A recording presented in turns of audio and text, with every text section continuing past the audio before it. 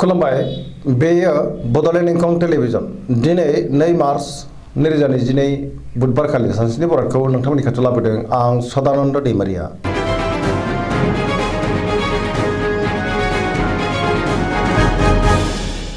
सिगां फरायनो लादों मेष राशि गिबि हांखो अ ल। दिनैनि साना जोबोर मोजां, जेरावबो सांग्रां जानो रोंगोन, सुथुरखौ गोरलैयैनो फेजेननो हागोन, गोजोन आरो गाहाम थासारिखौ मोननोबो हागोन, जेरावबो देरहासार जागोन। मावनो लानाय खामानिखौ थि समावनो आरो गोरलैयैनो मावफुंनोबो हागोन। गोसोखौ दिनै जोबोर गोजोननाय मोनगोन, देहाया मोजाङै थागोन। अब्लाबो नाथाय जानाय लोंनायाव सांग्रां जानांगोन। बयनिफ्रायबा मोजां खौरां फैनो हागौ। रांखावरियाव जोबोर मोजां होनजायो, गोबां धोन आरजिनो हागोन। बेफार फालांगियावबो जोबोर मोजां, सोरबा लोगोनि हेफाजाबखौ मोननो हागोन। न'खराव दिनै अननानै फैगोन, बिमा बिफानि बोर मोनगोन। बहाबा थांनांगौब्ला दिनै जोबोर मोजां आरो मोजाङैनो हान्थिनोबो हागोन। गुबुननि गोसोखौ बोनो हागोन, गोसोनि बोलोआ बांगोन, समाजाव मान मोननो हागोन। लाइमोनफोरा दिनै जोबोर मोजां खौरां मोनगोन, गोसोआ दिनै जोबोर रमान्टिक जागोन, पजिटिभ एनार्जिनि गोहोमबो गोग्लैगोन। फरायसाफ्रा फरायनायाव गोसो दुंखांगोन आरो मोजां फिथाइ मोनगोन।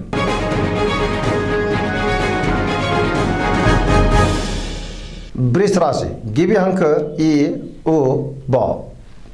दिनैनि साना जोबोर मोजां, माबा मोनसे मोजां खौरां मोननो हागौ, सोरजोंबा बाख्नायजानोबो हागौ। गोसोखौ दिनै जोबोर गोजोननाय मोनगोन, गोसोनि बोलोआ बांगोन। मावनो लानाय खामानिखौ थि समावनो मावफुंनो हागोन, समाजाव मान मोनगोन। रांखावरियाव दिनै जोबोर मोजां होनजायो, गोबां धोन आरजिनो हागोन। बेफार फालांगियाव जोबोर मोजां, आयाबो बांगोन। न'खराव दिनै बिसि फिसायनि गेजेराव अननानै फैगोन, बिदा फंबायजों मोजां सोमोन्दो थागोन, बिमा बिफानि अननाय आरो बोरखौ मोननो हागोन। देहाया दिनै मोजाङै थागोन, गुबुननि हेफाजाब मोनगोन। जायखि खामानि मावा मानो मोनफ्रोमबो खामानियावनो दिनै जाफुंसार जानो हागोन। सिगांनि बबेबा आद्रा खामानिखौबो दिनै मावफुंनो हागोन। लोगोफोरनि अनसायनाय मोनगोन, गोसोनि साननायफ्रा दिनै मोगथाङाव जाफुंगोन, पजिटिभ एनार्जिनि गोहोम गोग्लैगोन। लाइमोनफोरनि गोसोआ दिनै जोबोर रमान्टिक जागोन आरो गोसोनि साननायखौ फोरमायलायनोबो हागोन।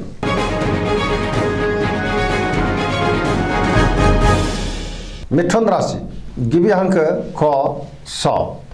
दिनैनि साना जोबोर मोजां, गोसोनि बोलोआ बांगोन, गोबां बिथिङाव जाफुंसार जानो हागोन, गुबुननि अनसायनाय मोनगोन। गोसोआ दिनै जोबोर रमान्टिक जागोन, गोसोआव जोबोर खुसिबो फैगोन, देहाया मोजाङै थागोन। रांखावरियाव जोबोर मोजां, बेफार फालांगियावबो जोबोर मोजां मुलाम्फा मोनगोन। न'खराव दिनै अनलायनाय फैगोन, समाजावबो गोबां मान मोननो हागोन, गोसोनि बोलोआ बांगोन। मावनो लानाय खामानिखौ थि समावनो मावफुंनोबो हागोन, सोरबा लोगोनि हेफाजाब मोनगोन, गुबुनजों मोजां सोमोन्दो लाखिनो रोंगोन। लाइमोनफोरनि गोसोआ दिनै जोबोर रमान्टिक जागोन आरो गावबा गावनि गोसोनि साननायफोरखौबो फोरमायलायनो हागोन, पजिटिभ एनार्जिनि गोहोमबो गोग्लैगोन।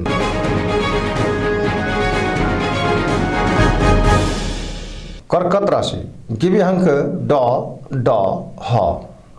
दिनैनि साना मोजां आरो गाज्रिनि गेजेरजों बाबेनलांगोन। सोरबा लोगोनि हेफाजाब मोननो हागौ, गोसोनि साननायफ्रा जाफुंगोन, गोसोआव पजिटिभ साननाय फैगोन। मावनो लानाय खामानिखौ थि समावनो मावफुंनो हागोन। रांखावरियाव बारा मोजां नङा, बेफार फालांगियाव गोबां खहा जानांनो हागौ, सांग्रां जानाया गाहाम।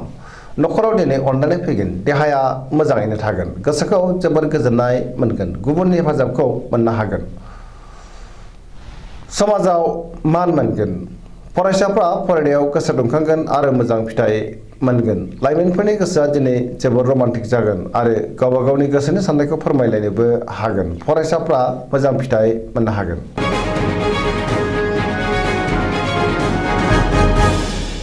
सिंह राशि गिबि हांखो म थ। दिनैनि साना जोबोर मोजां, गोसोखौ दिनै जोबोर गोजोननाय मोनगोन,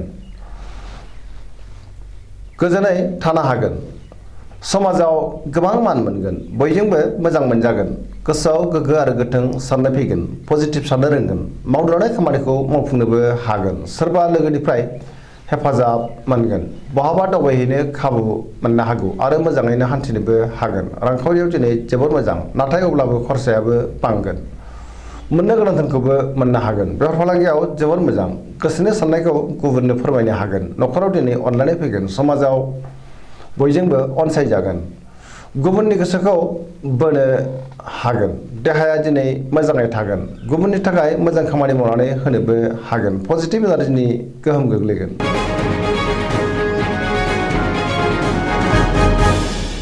कन्या राशि गिबि हांखो प ट दिनैनि साना जोबोर मोजां गोसोनि बोलोआ बांगोन गोसोआव पजिटिभ साननाय फैगोन गोथों आरो गोग्गो साननो रोंगोन गियाननि आंखाल जानाय नङा जायखि खामानि मावा मानो मोनफ्रोमबो खामानिखौनो दिनै गोरलैयैनो मावफुंनो हागोन रांखावरियाव जोबोर मोजां नाथाय अब्लाबो खरसायाबो बांगोन बेफार फालांगियाव जोबोर मोजां होनजायो देहाया दिनै मोजाङै थागोन गोबां मुंदांखा सुबुंजों लोगो मोनज्लायनो हागौ न'खराव अननानै फैगोन गोबां खामानियाव मुखुबबो थागोन सोरजोंबा बाख्नाय जानो हागौ गोसोखौ दिनै जोबोर गोजोननाय मोनगोन पजिटिभ एनार्जिनि गोहोम गोग्लैगोन गुबुननि थाखाय गोबां मोजां खामानि मावनानै होनोबो हागोन लाइमोनफोरा जोबोर रमान्टिक जागोन आरो गोसोनि साननायखौ फोरमायलायनोबो हागोन पजिटिभ एनार्जिनि गोहोम गोग्लैगोन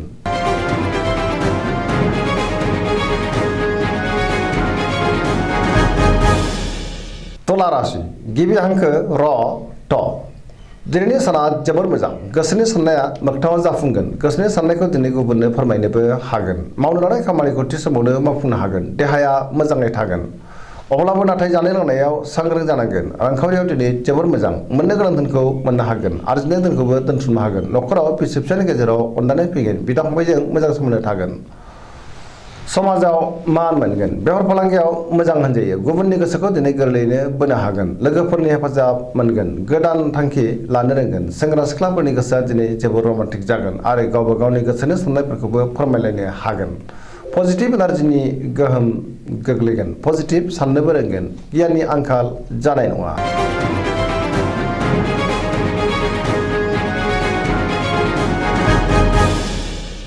वृश्चिक राशि गिबि हांखो न स दिनैनि साना जोबोर मोजां गोसोखौ दिनै जोबोर गोजोननाय मोनगोन समाजाव लोगो लेवा बांगोन सोरबा गोजाम लोगोजों दिनै बहाबा लोगो मोनज्लायनो हागौ गोसोआव पजिटिभ साननाय फैगोन गोथों आरो गोग्गो साननो रोंगोन गियाननि आंखाल जानाय नङा मोनफ्रोमबो खामानिखौनो दिनै मावफुंनो हागोन समाजाव मान मोनगोन गुबुननिफ्राय थोजासे हेफाजाबखौ मोननो हागोन गोसोनि साननायफोरा मोगथाङाव जाफुंगोन गोसोनि बोलोआ बांगोन समाजाव बयजोंबो अनसायजागोन न'खराव दिनै अनलायनाय फैगोन रांखावरियाव जोबोर मोजां नाथाय अब्लाबो खरसायाबो बांगोन बेफार फालांगियाव जोबोर मोजां मुलाम्फा मोनगोन देहाया मोजाङैनो थागोन गुबुननि हेफाजाबखौ मोननो हागोन फरायसाफ्रा फरायनायाव गोसो दुंखांगोन आरो मोजां फिथाइ मोननोबो हागोन लाइमोनफोरनि गोसोआ दिनै जोबोर रमान्टिक जागोन फरायसाफ्रा फरायनायाव मोजां फिथाइ मोननोबो हागोन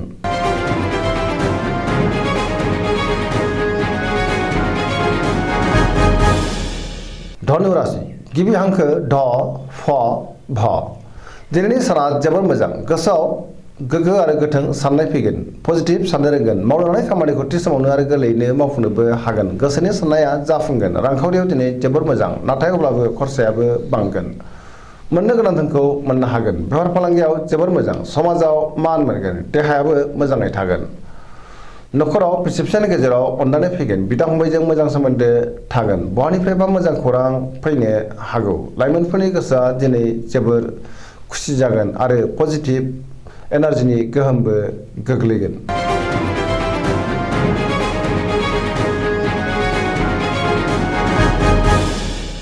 मकर राशि गिबि हांखो ख ज दिनैनि साना मोजां आरो गाज्रिनि गेजेरजों बाबेरलांगोन अब्लाबो नाथाय गोसोनि बोलोआ बांगोन गोसोनि साननाया जाफुंगोन सिगांनि बयफ्रा आद्रा खामानिखौबो दिनै मावफुंनो हागोन रांखावरियाव जोबोर मोजां होनजायो आयआ बांगोन मोननो गोनां धोनखौ मोननो हागोन आरजिनाय धोनखौबो दोनथुमनो हागोन बेफार फालांगियाव जोबोर मोजां मुलाम्फा मोनगोन गुबुनजों मोजां सोमोन्दो लाखिनो रोंगोन गोब्राब खामानिखौ दिनै गोरलैयैनो मावफुंनो हागोन गोदान खामानिखौ जागायजेननोबो हागोन न'खराव बिसि फिसायनि गेजेराव अनलायनाय फैगोन बिदा फंबायजों मोजां सोमोन्दो थागोन देहाया दिनै बारा मोजां थानाय नङा जानाय लोंनायाव सांग्रां जानांगोन गोसोनि साननायखौ गुबुननो फोरमायनो हागोन फरायसाफ्रा फरायनायाव गोसो दुंखांगोन आरो मोजां फिथाइ मोनगोन धोरोमारि बिथिङावबो गोसो दुंखांगोन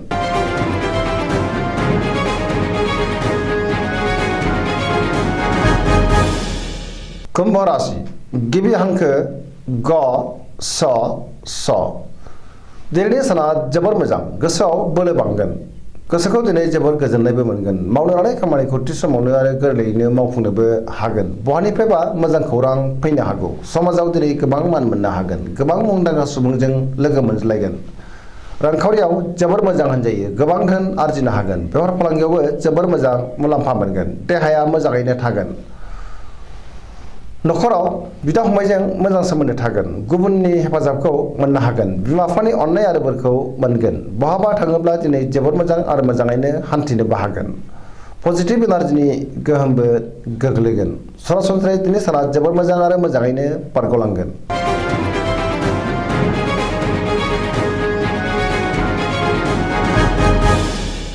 मीन राशि गिबि हांखो ड स दिनैनि साना जोबोर मोजां बहानिफ्रायबा मोजां खौरां फैनो हागौ गोसोआव पजिटिभ साननाय फैगोन गोथों आरो गोग्गो साननो रोंगोन गियाननि आंखाल जानाय नङा गोसोनि बोलोआ बांगोन गावनि गोसोनि साननायखौ गुबुननो फोरमायनोबो हागोन देहाया मोजाङैनो थागोन नाथाय अब्लाबो जानाय लोंनायाव सांग्रां जानांगोन रांखावरियाव जोबोर मोजां आयाबो बांगोन आरजिनाय धोनखौ दोनथुमनो हागोन बेफार फालांगियाव जोबोर मोजां मुलाम्फा मोनगोन नखराव अनलायनाय फैगोन गोसोनि बोलोआ बांगोन सोरजोंबा बाख्नाय जानोबो हागौ लाइमोनफोरनि गोसोआ दिनै जोबोर रमान्टिक जागोन आरो गावबा गावनि गोसोनि साननायफोरखौ फोरमायलायनोबो हागोन फरायसाफ्रा फरायनायाव गोसो दुंखांगोन आरो मोजां फिथाइ मोनगोन पजिटिभ एनार्जिनि गोहोमबो गोग्लैगोन जायखि खामानि मावा मानो मोनफ्रोमबो खामानियावनो दिनै जाफुंसारगोन दिनैनि राशि फरायनाया एसेनोसै जोबनायाव बेखौनो खावलायो जाहाथे नोंथांमोना सानफ्रामबो जोंनि बे बड'लेण्ड इंखं टेलिभिजनखौ नायबाय थायो आरो साबस्क्राइब खालामो लोगोसे लाइक खालामो आरो शेयार खालामो एसेनोसै गोजोन्थों